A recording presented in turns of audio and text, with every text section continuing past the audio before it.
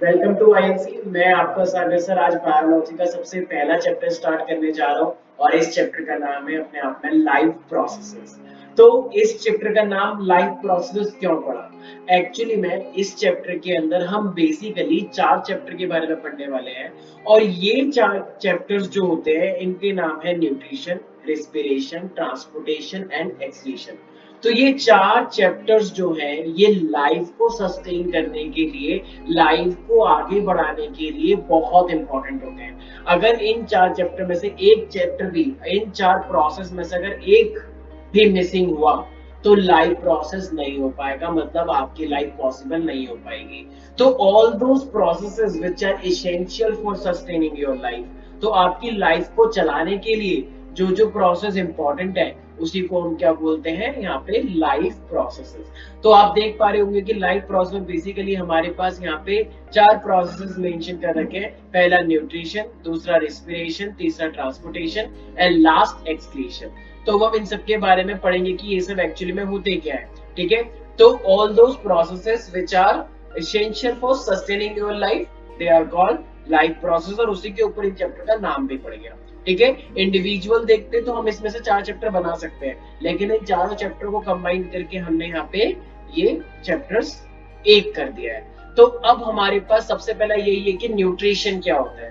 तो देखो, न्यूट्रिशन हमारे पास है, जैसे विदाउट न्यूट्रिशन ऑब्वियसली हमको कोई भी एनर्जी नहीं मिलेगी, हमारी बॉडी में कोई भी ग्रोथ नहीं हो सकती। So utilization of the nutrients like carbohydrate, protein, fats, vitamins, minerals by our body, it is called nutrition। जितने भी लिविंग ऑर्गेनिज्म है सबको एनर्जी चाहिए, सबको खाना चाहिए, सबको न्यूट्रिशन चाहिए। तो न्यूट्रिशन कैसे मिलेगा? जब हम न्यूट्रिएंट्स को यूटिलाइज करेंगे, जैसे कि मैंने बताया carbohydrate, protein, fats etcetera, right.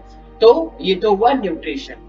अब अगर हम आते हैं रिस्पिरेशन पे, अभी हमने न्यूट्रिशन तो ले लिया, राइट, लेकिन अब हमारी बॉडी को एनर्जी कैसे मिलेगी? हम जो डेली लाइफ में इतनी एक्टिविटीज करते हैं, ठीक है, रनिंग कर रहे हैं, एक्सरसाइज कर रहे हैं, जा रहे हैं कहीं पे, ठीक है, हम खेल रहे हैं कहीं पर, तो इन सब के लिए एनर्जी कहाँ से आती है? तो आती है हमारे पास वो रिस्पिरेशन से। हम सब जानते हैं रिस्पिरेशन में हम जो ये ब्रीथ कर रहे हैं, हम जो ये ऑक्सीजन ले रहे हैं, तो ये ऑक्सीजन हमारी बॉडी में जाती है हर एक सेल के पास, राइट। और जो भी अभी ग्लूकोज बना था, जैसे जो न्यूट्रिशन में हमने क्या देखा कि हम न्यूट्रिएंट्स को ले रहे थे, तो वही जो ग्लूकोज भी आपने लिया होगा, तो हमारी बॉडी में उसका ऑक्सीडेशन होता है। जो भी आपने सांस ली, जो भी आपने ऑक्सीजन ली, तो उसके ऑक्सीडेशन से क्या निकल के आती है हमारी बॉडी में? एनर्जी निकल के आती है।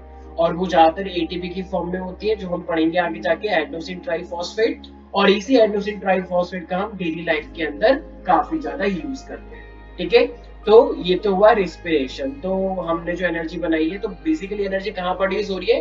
रिस्पिरेशन में, जो हम ये सांस ले रहे हैं, तो अंदर ही ऐसा प्रोसेस कर रही है जिससे एनर्जी बनकर आ रही है। ठीक है, अब ट्रांसपोर्टेशन, हमारी हम इतना सारा खाना खाते हैं तो वो हर सेल तक पहुंचना चाहिए।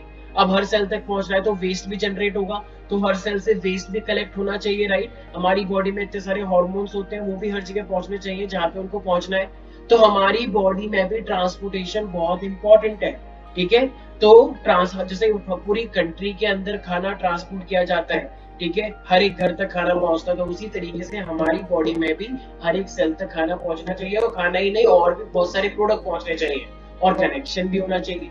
तो that's why transportation is also very important, ठीक है, जो कि ब्लड के थ्रू होता है। और लास्ट है हमारे पास एक्सक्रीशन।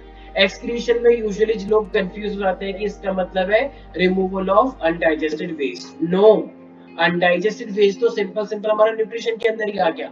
एक्सक्रीशन का मतलब है जो भी हम ये डेली फूड खाते हैं तो उसके अंदर कुछ नाइट्रोजनस वेस्ट होते हैं, जैसे कि यूरिया, यूरिक एसिड, अमोनिया। तो ये सब जो वेस्ट होते हैं तो इनकी फिल्ट्रेशन इंपॉर्टेंट है। ठीक है, ये ब्लड में मिक्स हो जाता है नाइट्रोजन वेस्ट, तो ब्लड को कंटिन्यूअस फिल्ट्रेशन चाहिए, ब्लड को प्यूरिफाई करने के लिए कुछ चाहिए, और वो कौन करता है? किडनी। तो किडनी और प्रिमिटिव ऑर्गेनिज्म में और भी वेरियस टाइप के स्ट्रक्चर्स होते हैं, जैसे आप पढ़ोगे आगे जाके, मेलफिजियन ट्यूब्यूल, नेफ्रिडिया। तो ये सब क्या करते हैं? ब्लड को फिल्टर करते रहते हैं, नाइट्रोजन वेस्ट को सेपरेट करते रहते हैं, तो उसको हम यूरिन के थ्रू निकाल देते हैं, और जो प्यूरिफाइड ब्लड होता है वो वापस बॉडी में आ जाता है।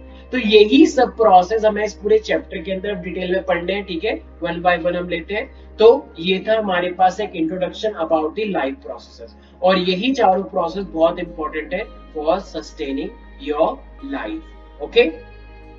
तो जैसा कि मैंने बताया न्यूट्रिशन के बारे में, तो nutrition is what the process of utilization of the nutrients by acquiring food. तो process of acquiring food that is needed for the nourishment and sustenance of organism, it is called nutrition. And in simple language we can also say utilization of the nutrients like carbohydrate, protein, fats, vitamins, minerals by the body.